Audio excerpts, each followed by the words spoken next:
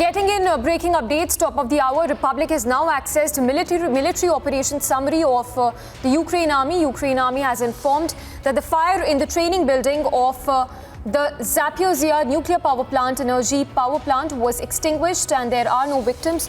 So there we have what the Ukraine Army has said about the power plant that was hit as a result of shelling by the Russian troops, saying that there have been no victims yet and no radiation as well. So situation is stable right now, and Republic there accessing the military operation summary of the Ukraine Army.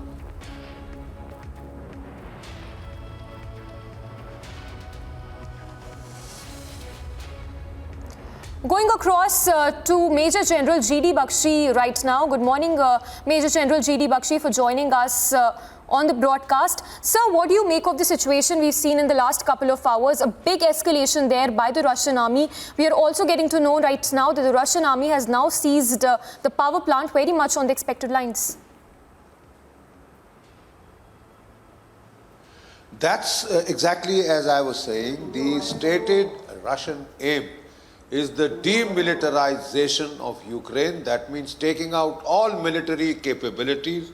Conventional military capability is being tackled by bringing the Ukrainian army to battle and using their superiority in precision-guided missiles, exploiting their superiority in air power and artillery, and of course tanks. They are trying to decimate the Ukrainian army. The aim is to wreck Ukraine as a functional state. The longer the fight goes, the more damage that Ukraine will suffer in terms of military and civilian infrastructure. Very specifically, they are going in for the nuclear plants of Ukraine. Don't forget that Ukraine was, when it was part of the Soviet Union, it had nuclear weapons. These they voluntarily gave up when they became an independent state by guarantees received from United States and Russia and others. The simple fact is now the Russians are saying they suspect that there has been pilferage of radioactive material, that is of processed enriched uranium from these plants. They say some has been sold, but some they say they are not aware as to where it has been gone, to whom it has been sold, and they are speculating that this could be diverted by Ukraine to make nuclear weapons as a last-ditch desperate measure. So they are trying to take out this capability. They are trying to seize their nuclear plants. Very definitely they've gone for them.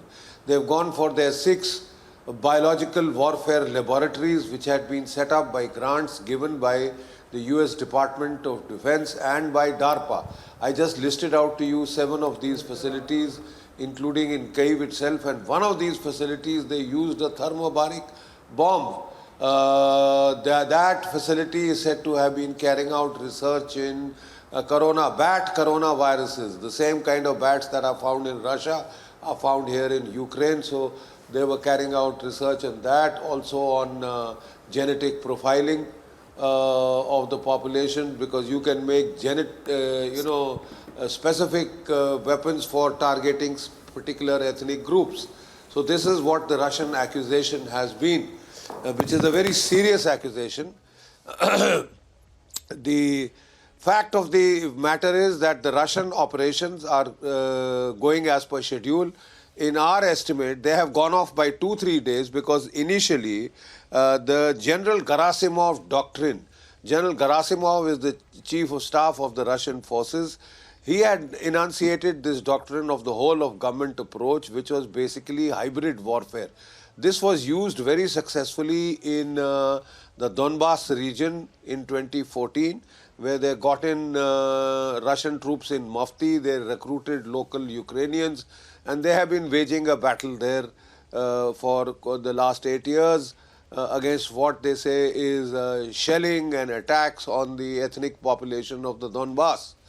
Now, the way the operations have gone, to my mind, while our attention was fixated on Kyiv and Kharkiv in the north, they have made very rapid advances in the south. They have cut off Ukraine's access to the entire coast of the Black Sea and the Sea of Azov. I mean, Ukraine, for all practical purposes, is now a landlocked state. Nothing can come in from the sea because the Russian Navy has blockaded it. They have landed Marines which are making good progress on the ground. The Russian Marines are tough, one of their best fighting forces. They have made very good progress on the ground in terms of they have surrounded the port city of Odessa, the port city of Mariupol. They have established a link up between Donbass in the east and Crimea in the south. They have taken the city of Kherson, and they have taken one more city on the ports side of there. They are now advancing towards almost the center of Ukraine, and one speculation is that the Dnieper River that almost divides east and west Ukraine into two, that takes a loop like this. So they are going to cut in the center and try and head for Kyiv from the south also. That remains to be seen. But if they do that, they will be able to partition Ukraine into an eastern portion and a western portion with a defensible line of the Dnieper River. Concurrently, they are stepping up. They claim to have captured the city of Kharkiv, but in a built-up area, there will always be pockets of the other side that you may not. It can take you. Taking a whole city can take you very long periods, Absolutely. weeks, months, in fact. But overall, they have claimed the city of Kharkiv. Right. Now they seem to be getting ready for the final assault on Kyiv.